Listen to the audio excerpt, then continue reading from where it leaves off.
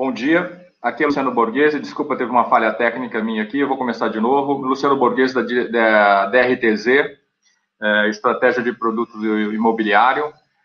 Eu vou ter o prazer aí de compartilhar com vocês, nesses próximos 45 minutos, a minha experiência no desenvolvimento de bairros planejados e loteamentos. E a ideia é apresentar para vocês um panorama de como torná-los mais diferenciados e competitivos. Na verdade, bairro planejado e Master Development é uma atividade que vem acontecendo no Brasil já há muitos anos, desde 79. A gente tem experiências aí pioneiras, e algumas de sucesso e outras se perderam no tempo, como o Riviera de São Lourenço, no Bertioga, em São Paulo, o Jurerê Internacional em Florianópolis. Depois nós tivemos um período de inflação alta que inviabilizava esses empreendimentos de longa maturação. Portanto, eles voltaram a surgir depois que a economia estabilizou, e de 94 a 2000, quando nós tivemos aí o lançamento de Pedra Branca, Vila Flora em Sumaré, Quinta da Baronesa, Terra Vista em Trancoso, etc. E depois, quando esse movimento tomou um maior impulso, de 2005 a 2013, com o lançamento de diversos empreendimentos pelo Brasil afora.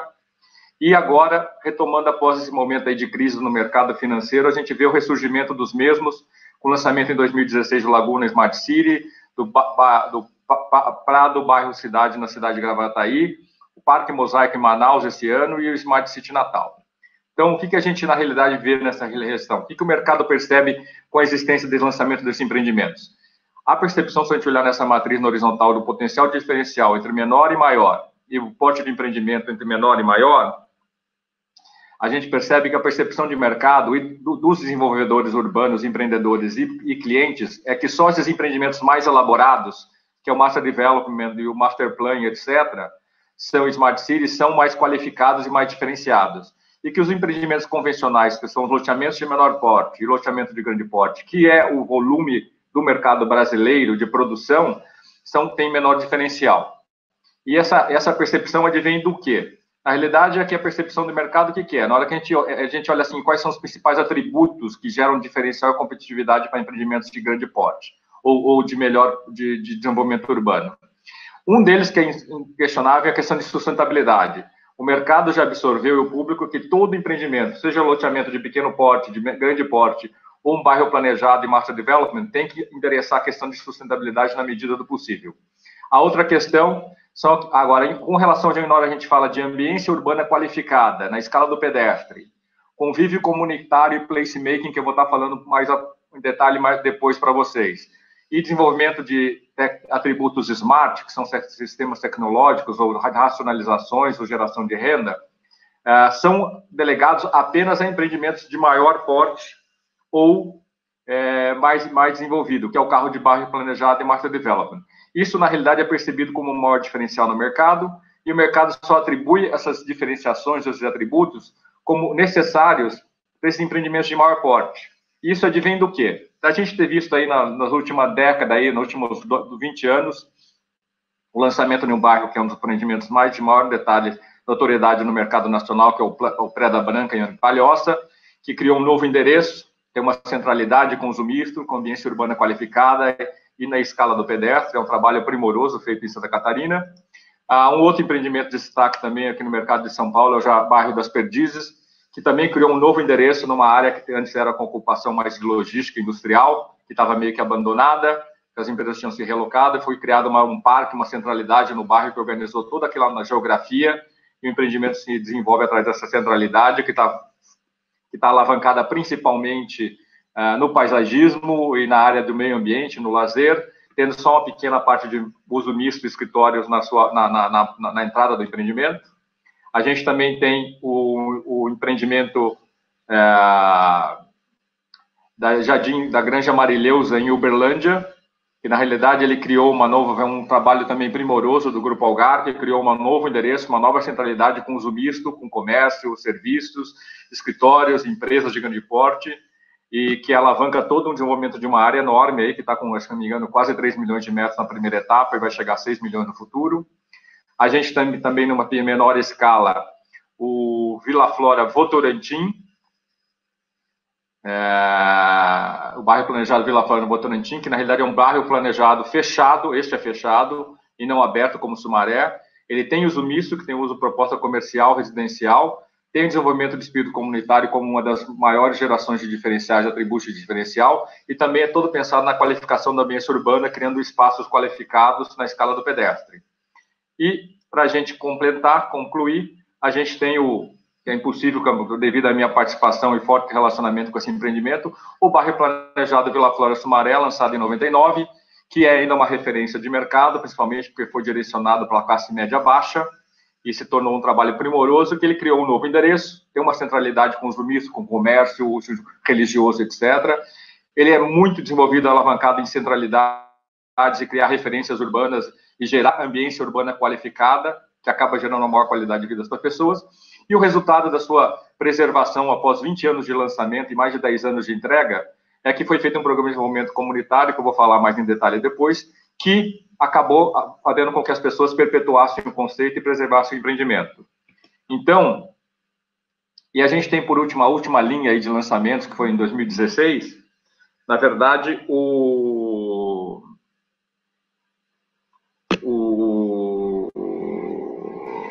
lançamento do Smart City Laguna, em São Gonçalo, que criou um novo endereço, tem uma centralidade com a proposta com uso misto, que aqui bem na entrada, ancorado num hub de inovação. Também é um empreendimento que se alavanca muito na questão da perpetuidade e consolidação do desenvolvimento comunitário, mas também traz uma série de tecnologias e um aplicativo comunitário que é destaque no mercado, em função da sua abrangência e inovação, e que indica um novo caminho de desenvolvimento desenvolvimento desse tipo de empreendimento. E a gente, na realidade, então, essa percepção de mercado, a minha pergunta que eu faço para vocês é que se essa percepção de mercado é uma verdade absoluta ou não.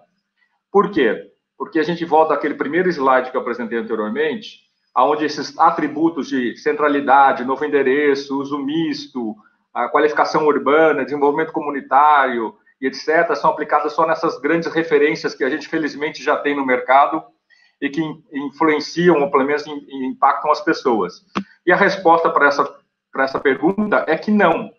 Na verdade, essa percepção de mercado é errônea.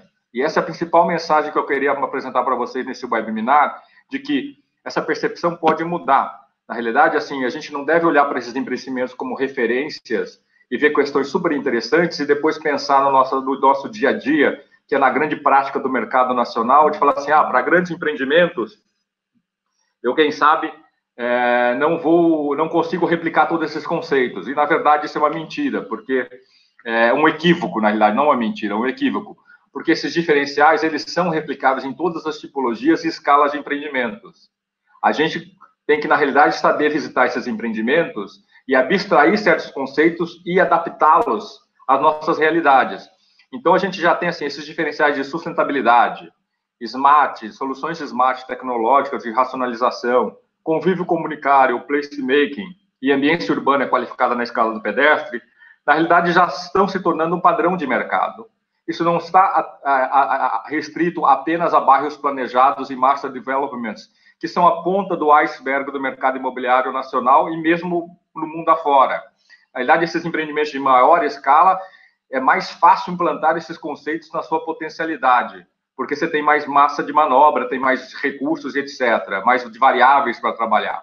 Mas você consegue tranquilamente, desde que você entenda os conceitos, traduzir isso para qualquer escala de mercado. E a principal mensagem que eu vou passar nesse webinar, mostrando no final da apresentação, é que isso é possível, e esse é o grande valor agregado desse webinar, a gente entender que na atuação principal do mercado brasileiro, que é a produção de loteamentos de menor porte ou de maior porte, a gente consegue replicar esses conceitos e gerar diferencial e torná-los mais competitivos. Então, vou dar alguns exemplos aqui. O que é importante nessa escala, nessa escalada? Então, como replicar esses diferenciais? Tá? A primeira coisa que a gente tem que fazer, na realidade, é mudar o nosso mindset. Hoje, o nosso mindset, a gente entra num círculo vicioso de práticas passadas, que todo o mercado imobiliário, ele tem uma cadeia de valores que ele estava muito focado em produto. Por mais que a gente fale em mercado imobiliário, todo mundo fala em produto. Você vai fazer um projeto, eu vou contratar qual projetista porque fez o produto tal. Eu vou visitar qual empreendimento porque o empreendimento é legal.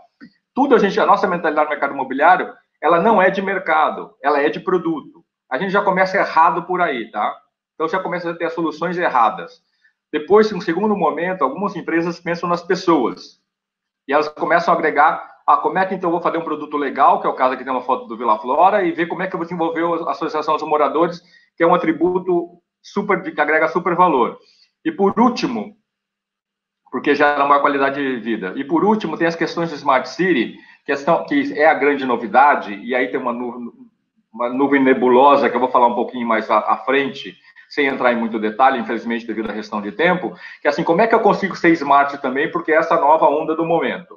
Então, na realidade, o que a gente faz? A gente trabalha nessa cadeia de valores que vai de produto para as pessoas e para o Smart City, e daí tenta vir, vamos dizer, de uma maneira remendando de trás para frente, como é que eu mudo meu produto na mentalidade atual, do mindset atual, incorporando alguma coisa smart, como é que eu mudo meu produto, incorporando as pessoas, a associação de moradores, que é a grande novidade, que na realidade assim, se vê como novidade, mas já é uma prática de mercado, como organizar a qualidade de vida, a manutenção, o desenvolvimento do espírito comunitário dentro das comunidades.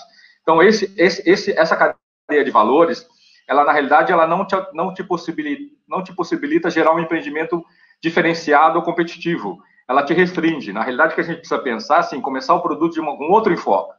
Você tem que pensar assim, o que eu posso fazer para as pessoas, o que eu posso incorporar na minha escala e geografia e equação de custos, mercado de Smart City, que dá para fazer assim, na teoria, minha visão, que eu vou estar apresentando mais para frente, assim, tudo pode ser smart. Smart é uma voga de marketing monstruosa que está deixando as pessoas confusas e desorientadas, mas na realidade tudo pode ser smart, é uma questão de mais de posicionamento de marketing. Então a gente vai estar falando depois, e depois que eu entender todas essas questões, o que eu posso fazer, é qual o produto que eu posso gerar. Então, na realidade, o que a gente tem que ter em mente? E que é o principal, na realidade. Tudo está focado, na realidade, nas pessoas.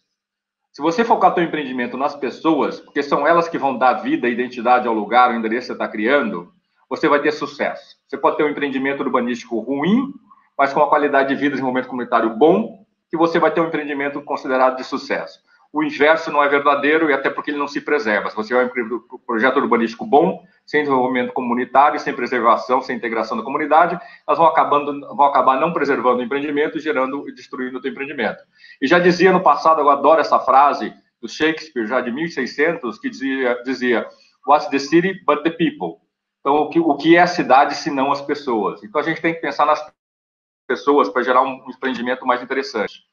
E você, como é que você faz isso? Na verdade, você pode fazer um programa de desenvolvimento comunitário, do espírito comunitário, que alavancado no design de convívio, ou a nova voga do momento é o tal do placemaking, que veio do desenvolvimento de urbanismo qualificado, agora está migrando a terminologia para desenvolvimento comunitário, que na essência, o que é? É pegar indivíduos sem referência comum, que na hora que você faz o empreendimento, você está vendendo isso para pessoas que vêm de diversas geografias, diversas culturas, diversas situações sociais, e criar valores entre elas, criar uma referência comum para buscar o equilíbrio da comunidade, para desenvolver um sentimento de pertencer ao grupo local.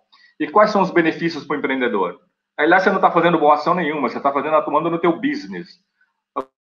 A percepção é a perpetuação do conceito do empreendimento, que é vital para quem está vendendo em etapas. Na hora de a gente falar do empreendimento em maior porte, ou mesmo loteamento, que vai ser feito uma primeira etapa agora e uma segunda etapa no segundo momento. Então, as pessoas perpetuando o conceito, você está criando uma marca, um endereço de qualidade que vai gerar liquidez do estoque remanescente. Você está gerando maior satisfação de cliente, que gera indicação, e dando liquidez para o seu negócio. Isso, como é que isso é feito? Na realidade, é um trabalho longuíssimo. Aqui tem um exemplo de design de convívio, que foi feito no Vila Flora. Você faz uma concepção inicial, você trabalha numa primeira etapa antes do processo de venda. Esse conceito e essa maneira de ver no futuro, com regramento, tem que estar reverenciado na documentação do loteamento e da associação dos moradores. Isso é feito durante todo o processo de venda, durante a comercialização, durante as obras, até a entrega. No segundo momento, que você entrega o empreendimento, você ajuda a formar essa cultura, organizar essas pessoas, entregar essas pessoas. E no terceiro momento, você faz a etapa da autonomia, o ciclo 3, onde você garante que a perpetuação daqueles conceitos e da marca do empreendedor seja feita com um acompanhamento mais leve por parte da assessoria. Agora, é muito importante que essas atividades sejam desenvolvidas através de atividades sociais, educacionais e recreativas. Aqui são imagens do trabalho feito no Vila Flora Sumaré. Vocês podem ver assim, que essas imagens têm um calor humano enorme, são as pessoas participando. Você tem que fazer uma programação que é feita por entidades especializadas nessa atividade, que vão integrar essas pessoas. Mais importante do que tudo, e além da integração, é disseminar valores humanos de cooperação, cuidado, tolerância, amizade, etc., e fazer com que isso, através desses conceitos, elas entendem como canalizar as suas expectativas ou necessidades ou equacionamento de problemas que possam vir a acontecer, para com que isso seja, vamos dizer, atingido uma melhor qualidade de vida e perenidade do empreendimento. Então, isso é muito importante. A outra questão é assim, a gente precisa transcender a prática de mercado tradicional. Quando você quer fazer alguma coisa mais qualificada, um empreendimento mais qualificado, seja loteamento ou bairro planejado, o importante é criar uma ambiência urbana qualificada. Você tem que criar um endereço urbano com identidade, um lugar aprazível, que as pessoas gostem de ficar, de ir até lá, que vão até lá de maneira natural. Ter vida própria na medida do possível.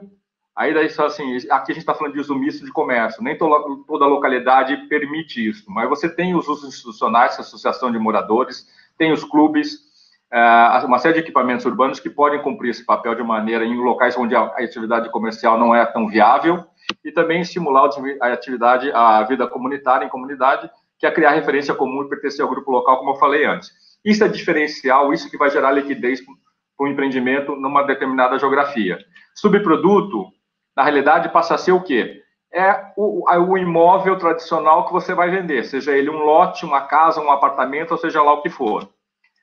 Outra coisa muito importante é entender quais são os desafios empresariais. Na realidade, o empresário tem que entender o seguinte: tem que fazer um master plan, seja de um bairro planejado ou de um loteamento, que tenha uma ambiência urbana qualificada, que priorize ou inclua o uso misto, que tenha uma centralidade bem clara, uma ou mais, dependendo da escala do empreendimento, que a escala do pedestre esteja presente. É muito comum ver erros de escala de pedestre, vou estar mostrando depois. Incorporar soluções smart na medida do possível, ter associação de moradores por todas as questões que eu já falei, e por último, se você conseguir regrar os direcionadores de ocupação dos lotes, que são regras de ocupação dos lotes, com relação apenas à confrontação urbana, o que acontece dentro do lote não interfere no urbano, na qualidade, na percepção, na formação do espaço, melhor ainda, você vai ter um diferencial muito maior. E também, você pensar com o tempo o seguinte: se a gente olhar nesse gráfico aqui, você tem que criar um endereço de desejo. Então, se você partir do princípio que você tem a etapa pioneira, o ano 1 e 2, você tem o lançamento das primeiras obras, depois do início da ocupação, que é o ano 3 e 4, com as primeiras entregas, e o ano 5 e 6 com consolidado, se a gente olhar por essas variáveis que estão aqui à esquerda, o que vai gerar o espaço urbano ou o diferencial maior é a arquitetura e urbanismo. E, infelizmente, essas variáveis o mercado não entende. Isso aqui é um produto que não está na memória cognitiva das pessoas. Então, as pessoas só entendem isso quando vê esse empreendimento sendo concretizado, realizado. Então, você tem que planejar o seu empreendimento de uma maneira que, com as primeiras entregas, a percepção da proposta de urbanismo e arquitetura seja tangibilizada, e, principalmente quando estiver consolidado, ela seja percebida de maneira tão grande, seja de maneira bem intensa, bem clara. Isso realmente atinge o emocional do público-alvo. Então, isso vai fazer o que você faça o que num primeiro momento? Você deixa de vender um imóvel, uma necessidade básica, e passa a vender, na realidade, um endereço com um conceito e projeto de vida, depois você tem um endereço formado. Então, nesse momento aqui, você cria um endereço de desejo, e você daí cria um diferencial único na região que vai te ajudar na comercialização. E você tem que ir muito além dos usos residencial e comercial, que já é um esforço enorme, já não é fácil conseguir ter horizontal e vertical numa mesma geografia, ou por demanda, ou zoneamento, ou muito menos você ter lojas ao longo da rua de fachada ativa, ou pequenos malls, mas você tem que trabalhar isso, mas você não pode esquecer o seguinte: você tem que trabalhar com elementos no teu master plan que viabilizem a vida comunitária. Então, espaços de encontro, de reunião, de festividades, podem ser quadras esportivas, academia de terceira idade, praças para fazer festas juninas ou dia da criança, etc. Assim como também os institucionais, e algo que a gente não pode esquecer hoje em dia, que é a questão da economia compartilhada. Então, você pode, assim, a gente tem que realmente pensar nesses empreendimentos, e a associação de moradores é um canal que ainda não foi explorado pelo mercado para fazer isso acontecer, que é a atividade de coworking, que é as salas de reuniões de home office, pequenos profissionais que não têm condições de receber seus clientes em suas casas compactas, criar centros de trocas ou compartilhamento e até cooperativa de produtores de produtos de moradores. Tem uma série de atividades que você pode envolver na associação de moradores que vão dar respaldo a essa associação e dar uma maior vida, maior riqueza para essa população. Digo, riqueza de qualidade de vida e de vivência. A outra coisa, a gente tem que criar aí um sentimento de lugar, um lugar aprazível na escala do pedestre. Esse é um trabalho feito em Canoas, Rio Grande do Sul, que é um estudo que está passando por uma remodelação, onde uma área enorme de 1 milhão de metros quadrados foi criada um núcleo urbano que tenta assim, replicar um centro de cidade convencional. Você tem uma capela que é o fundo, junto do parque, com prédios residenciais e lojas no térreo, fachada ativa, e assim por diante, você acaba criando uma pequena centralidade que acaba enriquecendo o tecido urbano. E um outro exemplo já implantado é o Vila Flora Sumaré, que tem 3 centralidades com identidades muito distintas. O Paço da Vila, que é a praça principal, você tem a capela e o centro comercial. Depois, a Praça da Fazenda tem atividades mais sociais e recreativas. E a Praça da Música são atividades mais esportivas em todas as idades. Isso acaba dando riqueza. Essa questão de diversidade e variedade é muito importante. Assim como também é muito importante a gente lembrar que os equipamentos urbanos que serão ofertados, eles têm que ter um padrão superior ao do empreendimento. Você não pode, não pode fazer algo que não encante, não cause um impacto muito grande. Isso gera, acabando o que a gente chama de efeito de contaminação positiva, onde as pessoas passam por esses espaços que têm essa qualidade de arquitetura superior e carregam esse padrão na sua mentalidade através de todo o empreendimento. Então, a gente tem aqui como destaque, aqui na primeira linha, aqui, a praça principal do Vila Flora Sumaré, que é um empreendimento de padrão médio-baixo, mas com uma qualidade urbana e arquitetônica bem superior ao padrão dela. Uma referência de mercado, que é a Associação de Moradores do Vila Flora Votorantim, que é a associação de moradores mais sofisticada que tem no mercado brasileiro até então, principalmente por ser direcionada para o público de médio-baixo. E também alguns exemplos aqui na linha inferior, de empreendimentos americanos, onde você tem a foto aqui à direita, que é uma sede do Corpo de Bombeiros, um empreendimento, Town of Mount Laurel, em Alabama, que tem uma arquitetura super elaborada. Então, ela assume o papel de, vamos dizer, referência à marca urbana institucional na paisagem urbana, ou um centro comercial em Watercolors, na Flórida. E a gente tem que sempre priorizar uma coisa. O mercado de loteamento brasileiro, ele é muito focado no produto único. A pessoa lança 1.000 lotes, 1.500 lotes num produto único. Eu até hoje não entendi essa trava de mercado e essa, desculpa a palavra e desculpa os profissionais envolvidos, essa preguiça mental de pensar de maneira segmentada. Porque então na hora que você concentra seus negócios em um único produto, você está diminuindo o seu mercado, porque você está dependendo de um único segmento de renda. Então, é muito importante, o sucesso do Vila Flora Sumaré resulta disso, ele tem 14 unidades residenciais. Ele pega, em termos de renda, pelo menos uns 10 segmentos de rendas diferentes. Então, a gente vê aqui um exemplo mais moderno, para não ficar batendo toda hora no Vila Flora, o Grande Amarilheusa, em Uberlândia, feito por Algar. Esse é um exemplo mais contemporâneo, muito positivo. Você tem aqui a área cinza, que são empresas corporativas. Você tem amarelo clarinho, amarelo médio, assim, são condomínios horizontais. O amarelo claro são loteamentos Alphaville. E o laranja são verticais. E aqui o vermelho é o entretenimento. E depois tem atividades comerciais e outras educacionais. Quanto mais renda mista, o público diverso você trazer para a tua geografia, para o teu empreendimento, melhor será para você.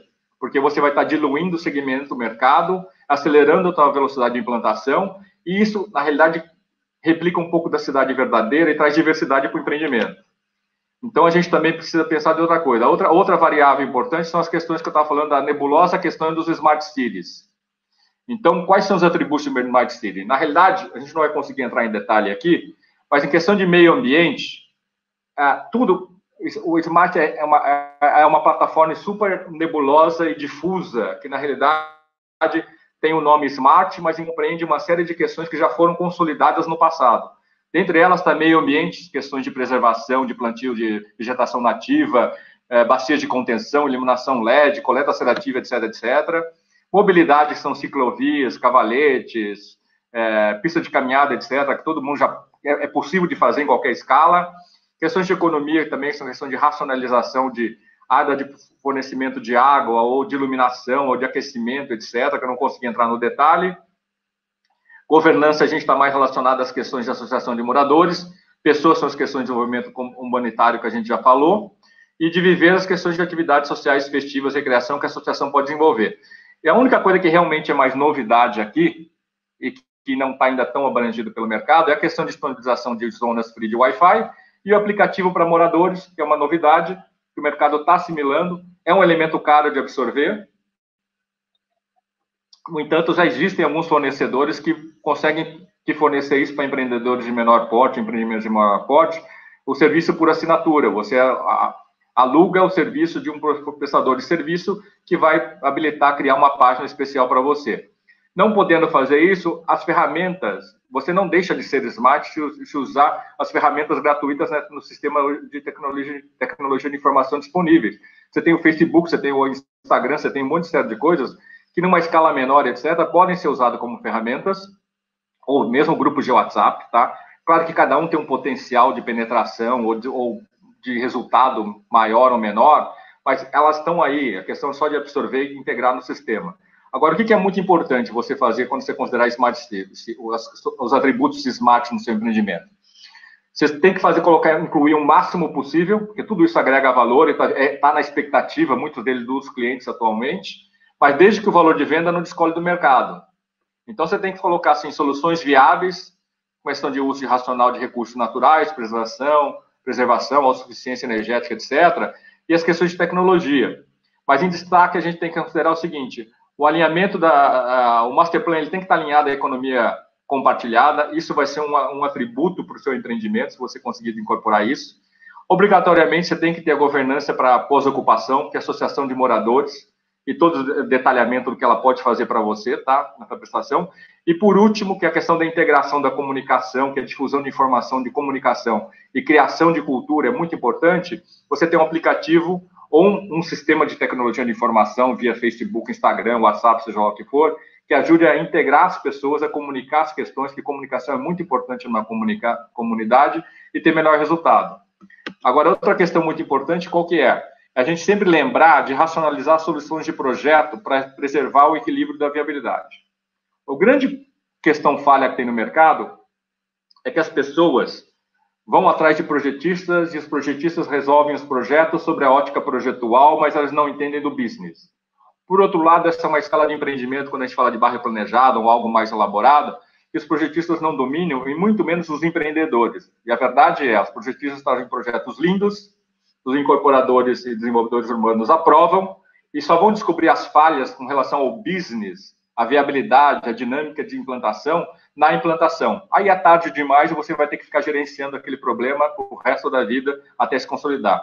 Então, aqui a gente pegar aqui esse exemplo aqui, esse é a cidade do Master Plan da cidade X, do Superporto do Açu, lá em São João da Barra, que é um grande empreendimento do Ike Batista de logística que ainda está acontecendo. Ele queria criar uma cidade anexa a esse empreendimento. Chamou um escritório renomado, que é o Jaime Lerner, que fez um estudo super interessante, eu não vou entrar no detalhe, mas que tinha a seguinte situação: resultava em 44% de lotes, 20% de viário, então tinha uma relação de 2,2% de lotes para o viário. Onde é que estavam grandes questões para alterar aqui? Cada quadra dessa aqui tem 70 por 70. Tem uma escala pequena, gera diversidade urbana, tudo é positivo, lindo, maravilhoso.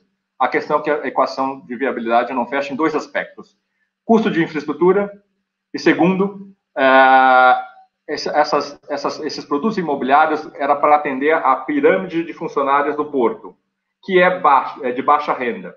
Portanto, empreendimento de baixa renda, mesmo vertical, com as restrições de altura que tinham aqui, tinha que ter no mínimo 200 unidades que não cabem numa quadra dessas.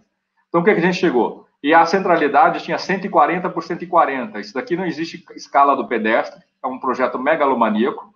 Isso é uma pequena primeira fase do empreendimento, a área central tem outro local, e nenhum empreendedor tem recurso para fazer uma urbanização e paisagismo sofisticada como essa. Então, o que foi feito depois de um trabalho intenso feito com os arquitetos?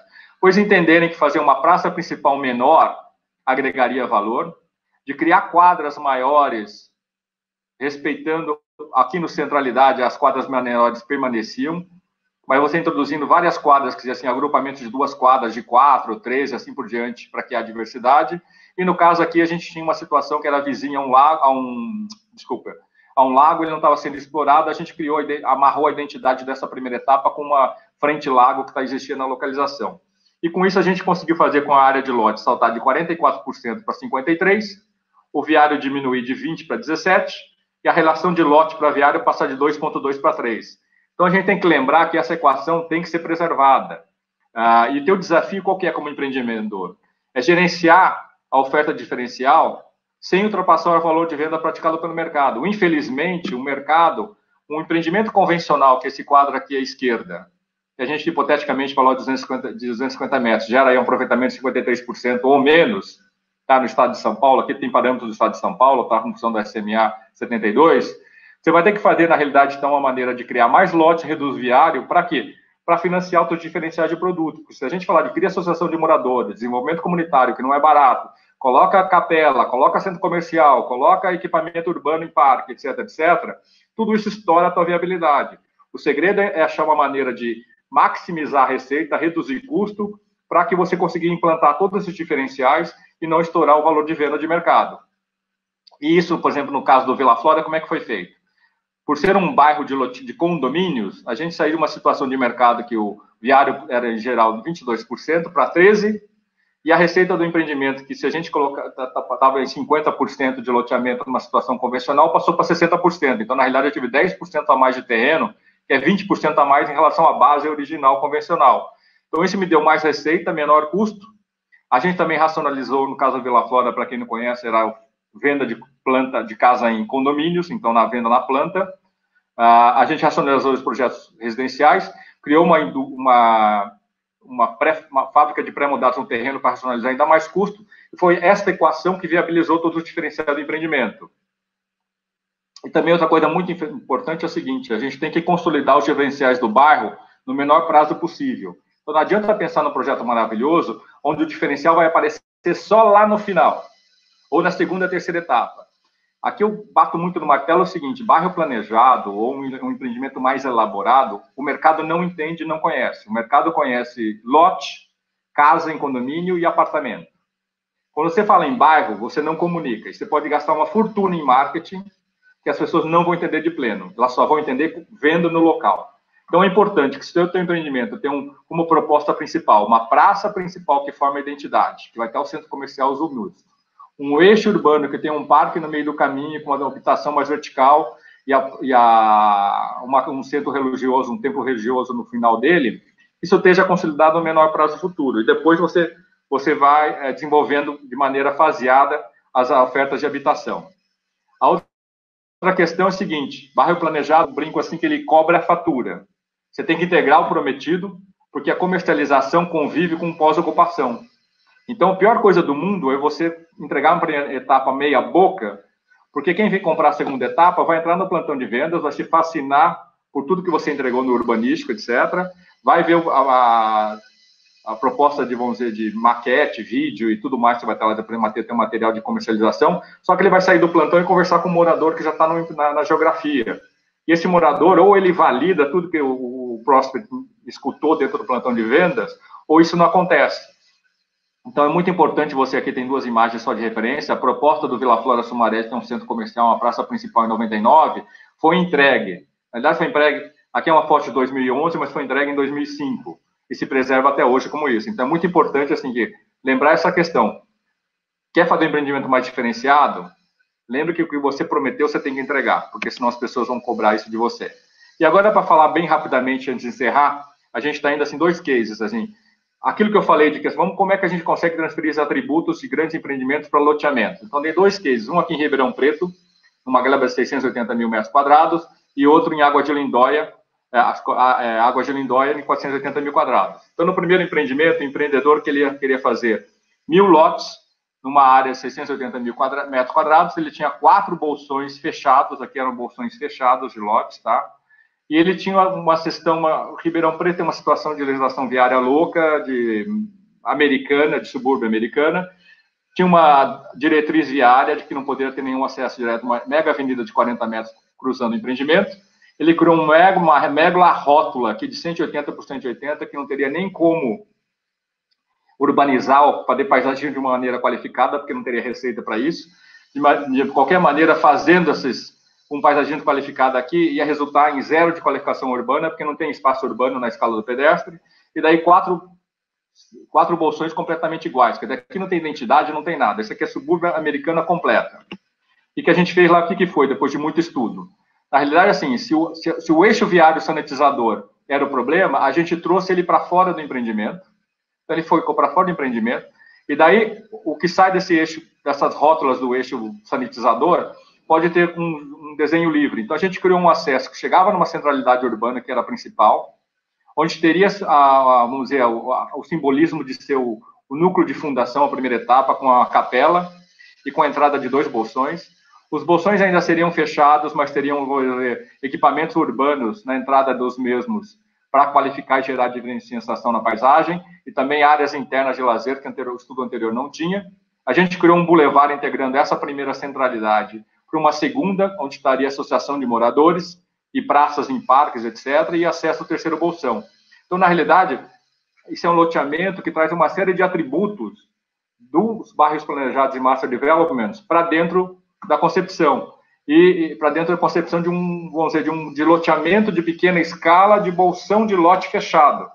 Isso deveria ser realidade prática do Brasil, e espero que isso aconteça nos próximos 5, 10, 15 anos, 20 anos, porque não tem por que a gente fazer um empreendimento, como está aqui à esquerda, que não tem identidade nenhuma, não agrega nada para a cidade, não agrega nada para quem vem morar lá, simplesmente porque as pessoas não dominam conceituação ou não conseguem traduzir conceitos de bairros mais elaborados ou de produtos mais elaborados para pequena escala ou menor escala das mesmas.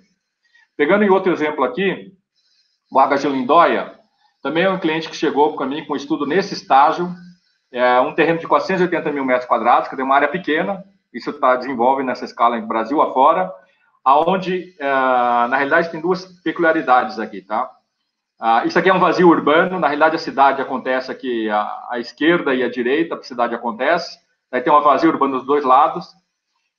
Essa é uma avenida de acesso na cidade, então ela tem uma vocação comercial, só que para ser uso comercial, a prefeitura exigia uma segunda pista marginal, o que daí sanitiza completamente a ambiência urbana, além de gerar um custo monstruoso para uma pequena área de lotes.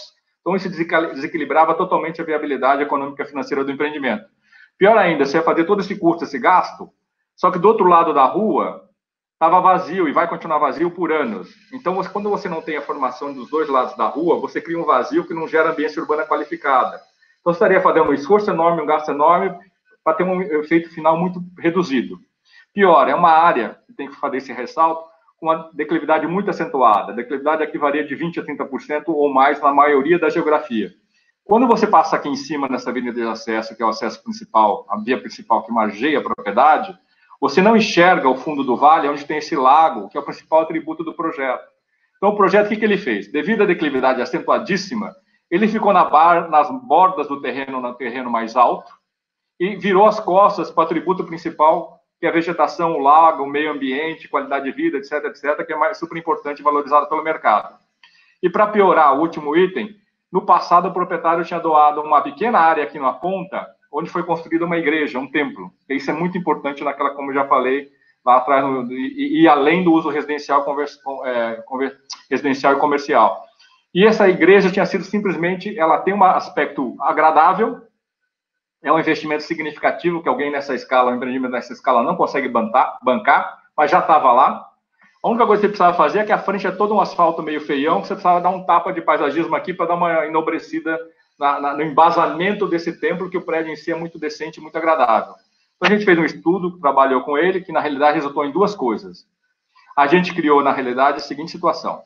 Com relação à via de acesso, a gente resolveu não explorar a via de acesso por 2 motivos. Primeiro, aquilo que eu já comentei da via marginal que desequilibrava toda a equação econômica e financeira.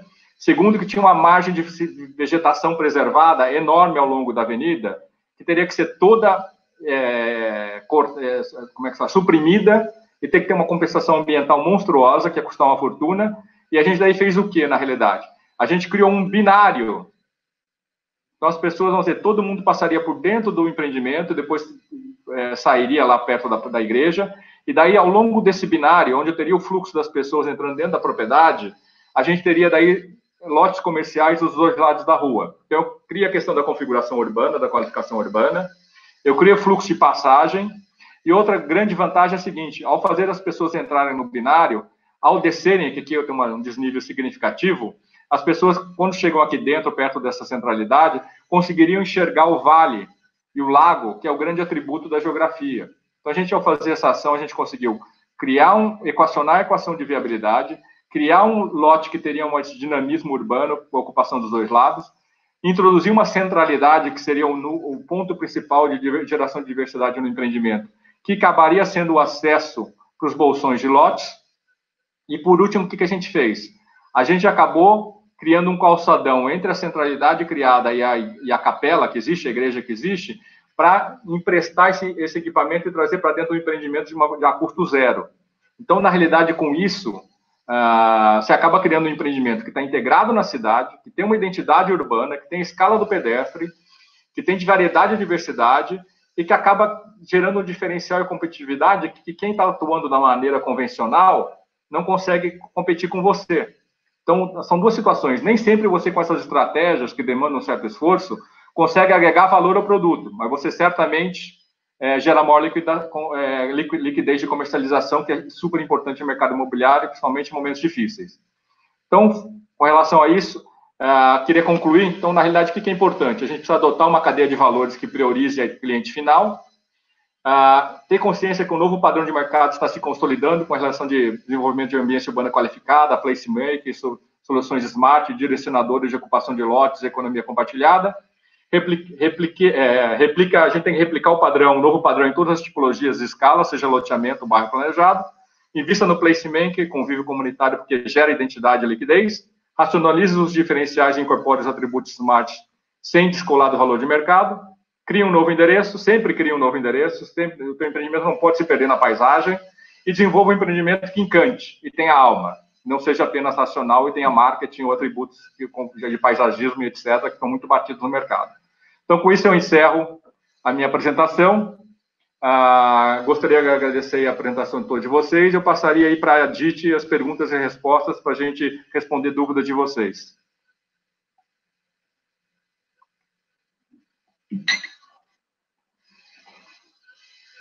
Olha, essa é uma informação. Aonde se busca informações de tecnologias de bairros planejados? Adriana, esse é o campo que eu comentei nebuloso. Isso está totalmente espalhado pela internet. Tem uma grande nuvem de marketing, mais cria, para minha opinião, e cursos até, tá, de instituições aí, que para mim mais cria confusão. Então, na realidade, assim, você tem que ir atrás, uma fonte, o Planet, o Laguna Smart City lá da Planet, você vai encontrar algumas informações sobre, eu diria, mais com relação ao aplicativo, o restante não se diferencia tanto. E você tem que olhar na mídia de maneira pulverizada. Isso não está consolidado, ou até quem fala que está consolidado, na realidade não consegue dar esse parâmetro. Isso é uma das umas coisas mais confusas e atormentadoras que eu acho no momento, porque ninguém tem essa clareza. É um guarda-chuva muito amplo e que não está qualificado. Infelizmente, eu não consigo te responder especificamente essa pergunta. Algum desses bairros tem acesso controlado? O Smart City já vem utilizando essa modalidade implementada pela lei? Não. Os bairros que eu comentei que tem acesso apresentado para vocês aqui é o Vila Flora Votorantim, daqueles que eu apresentei para você, e aquele estudo que eu falei de Ribeirão Preto que não foi implantado, não foi lançado ao mercado. Os demais são todos bairros abertos, mas não... Vamos dizer, são todos bairros abertos, mas que utilizam os atributos. Se você está aqui, a modalidade implementada pela lei, a 13 mil e pouco, que eu não vou lembrar o nome agora, não, ninguém está se alavancando nisso, porque essa lei ainda está sendo, como é que se fala, normatizada. Eu, pelo menos, desconheço se alguém já conseguiu normatizar isso em algum município. A lei é federal, mas falta ainda normatizar a nível estadual e municipal, algo que as instituições aí do mercado e da atividade empresarial estão trabalhando para que isso seja viabilizado no curto prazo. Monique. Além do Vila Flora, quais referências você sugere para visitar e buscar a referência de comunidades planejadas bem-sucedidas? Eu acho assim, tem que olhar sempre aquele olhar crítico. Eu acho que você nunca vai ter uma resposta completa, tá? Eu visito muitos empreendimentos no exterior, que você vai lá para ver as coisas que aprende mais pelo que deu errado do que positivo. Então, eu acho que, assim, Granja Marileusa é um empreendimento em implantação que vale a pena visitar, assim como Pedra Branca. Seriam dois pontos, assim, que eu destacaria para você. Pedra Branca, lá em Palhoça, em Santa Catarina.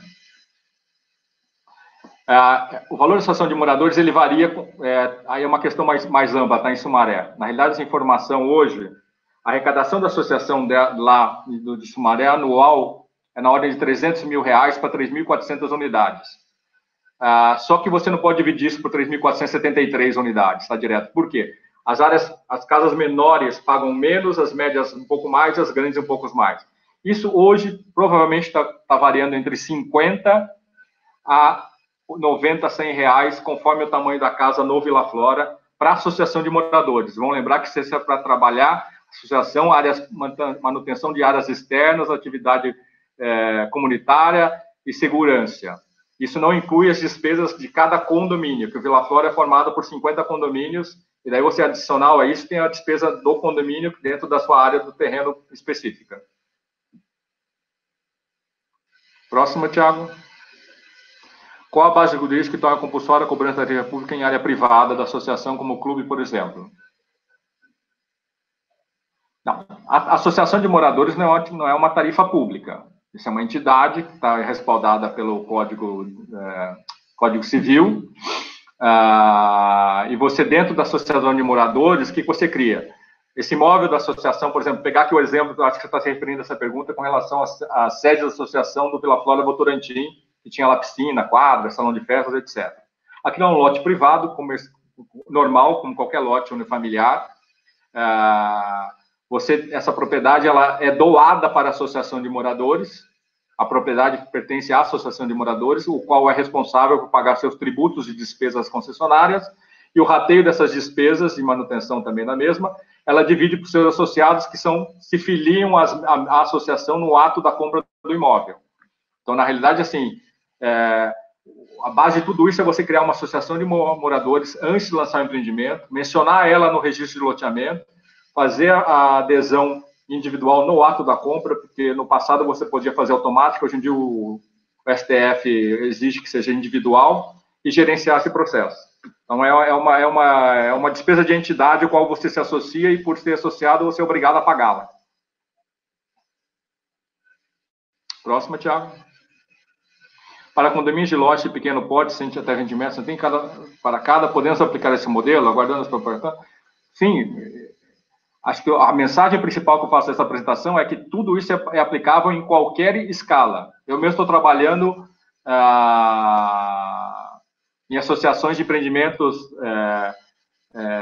na realidade, assim, de 200, o caso de Água de Lindóia, na realidade, ele tem 500 lotes, mas ele foi lançado em 2 etapas, tá? A primeira foi 200 e poucos lotes, e a segunda vai ser quase 220, acho que a segunda é 280.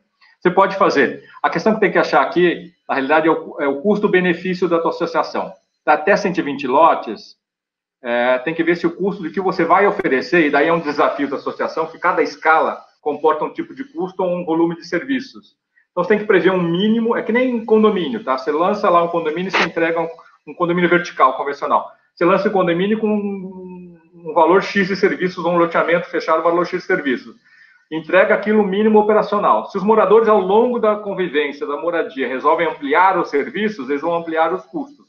Agora, esse é um estudo que você tem que fazer para o seu mercado, etc., e achar esse ponto de equilíbrio, que é um dos segredos, um dos desafios. Não é impossível, só que 120 lotes dificulta. Como viabilizar o fluxo de caixa dos empreendimentos ao construir-se e construir estabilmente com equipamentos comunitários? Isso é outra questão delicada, você tem que, na realidade, fazer um timing, pensar na escala, a oferta dos equipamentos comunitários só pode vir versus o volume de unidades entregues para você conseguir ter um rateio de despesas viável. Então, na realidade, você tem que fazer um planejamento do teu oferta de produtos de comercialização, e o que eu faço, na realidade, que talvez esteja embutido nessa pergunta, é assim, não amarre a entrega do seu equipamento, que foi isso que a gente fez no Vila Flora do Sumaré, que ninguém faz no mercado, tá?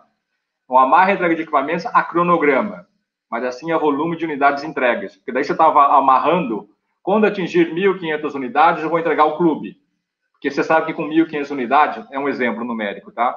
Você tem um rateio de despesas que inclui o clube, a despesa do clube, que é suportável para aquela população.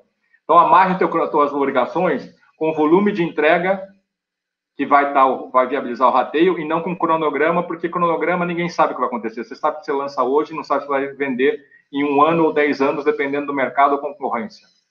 Próxima. Eu estou entendendo, então, que não tem mais perguntas e respostas. Eu gostaria de agradecer a todos por a gente compartilhar esses ensinamentos, essa hora que a gente passou junto. Peço desculpas que eu tive que apresentar tudo muito rápido devido à abrangência do tema e à mensagem que eu queria passar, mas tentando ser mais objetivo possível. E agradeço muito aí, em nome da DIT e todos vocês, a honra de poder participar desse webinar e desejo um sucesso a todos aí, que tenha sido produtivo. Meus contatos estão aí na tela, precisando de alguma informação ou dúvida adicional, eu fico à disposição. Agradeço a todos e até logo.